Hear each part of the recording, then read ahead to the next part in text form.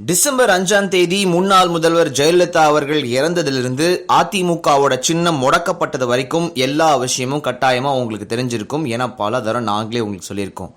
அதுல அதிமுகவோட உறுப்பினர்கள் ரெண்டா பிரிஞ்சது, ஓபிஎஸ் அணி தினகரன் அணின்னு பிரிஞ்சது உங்களுக்கு தெரிஞ்சிருக்க வாய்ப்பு இருக்கு.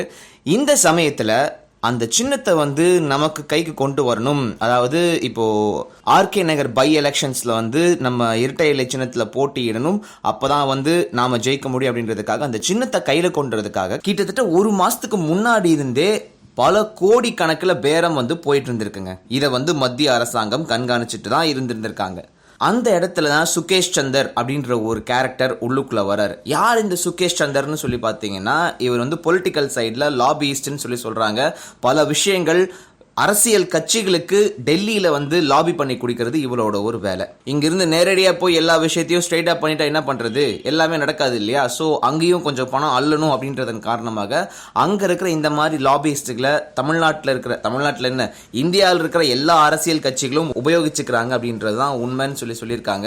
ஸோ இந்த சுகேஷ் சந்தர் எப்படி போலீஸ் கிட்ட சிக்கிறாருன்னு சொல்லி பார்த்தீங்கன்னா, டெல்லியில சசிகலா அணி தரப்புல குறுக்கு வழியில இரட்டை இலை சின்னத்தை மீட்டெடுக்கிறதுக்காக முயற்சிகள் நடக்குது அப்படின்னு சொல்லி ரகசிய தகவல்கள் கிடைச்சதாமா குற்றப்பிரிவு போலீசாருக்கு. அந்த ரகசிய தகவல்கள் அப்படின்ற விஷயத்தை அப்புறமா பார்ப்போம். ஆனா அந்த குற்றப்பிரிவு போலீசார் என்ன பண்ணிருக்காங்கன்னா, அங்க இருக்கிற ஒரு சொகுசு ஹோட்டல்ல திடீர்னு சொல்லிட்டு ரைட்ல இறங்கியிருக்காங்க. அங்கதான் இந்த சுகேஷ் சந்தர் தங்கி இருந்திருக்காரு. அவர்கிட்ட இருந்து 2 லக்ஸூரியஸ் கார்ஸ், 1,30,00,000 கரன்சி எல்லாத்தையுமே கைப்பற்றி இருக்காங்க.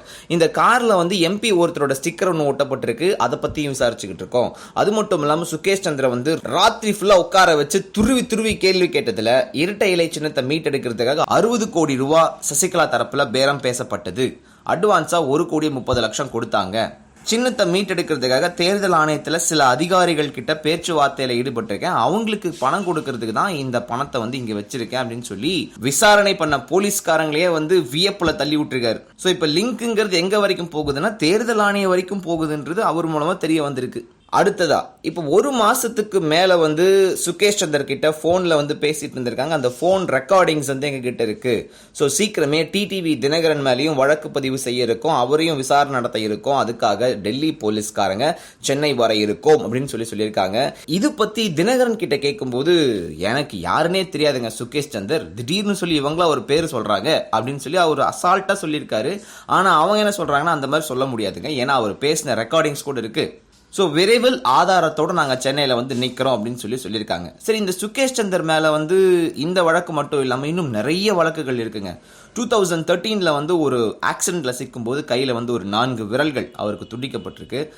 அரசியல் கட்சிகளுக்கு புரோக்கரா இவர் ரொம்ப காலமாகவே செயல்பட்டு வந்துட்டு இருக்காரு. அது மட்டும் இல்லாமல் பொருளாதார குற்றப்பிரிவில் இவர் மேலே அதிகமான வழக்குகள் இருக்கு.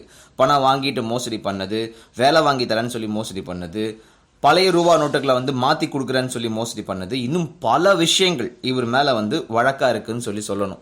அது மட்டும் இல்லாம தற்போதைக்கு தினகரனும் இதுல சம்பந்தப்பட்டிருப்பதன் காரணமாக 170 IPC 120B அந்த பிரிவுகளுக்கு கீழே வழக்கு பதிவு பண்ணப்பட்டிருக்கு அவர் மேல.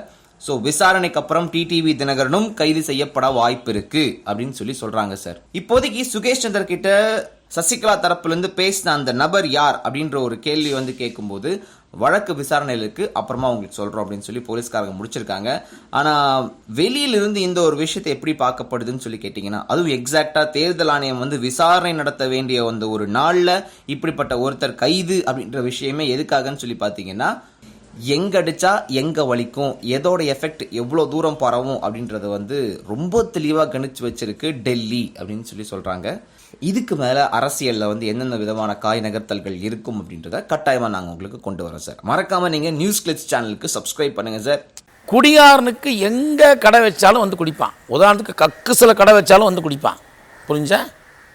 நீங்க முடிஞ்சா ஒன்று பண்ணுங்களேன். கிட்டத்தட்ட தமிழ்நாட்டில் எனக்கு தெரிஞ்சு 1,00,000 சுடுகாட்டுக்கு மேலே இருக்கு. ஒவ்வொரு சுடுகாட்டில் 2 கடையை திறந்துட்டு போங்க, ரொம்ப நல்லா இருக்குமே, தொந்தரவே இருக்காது.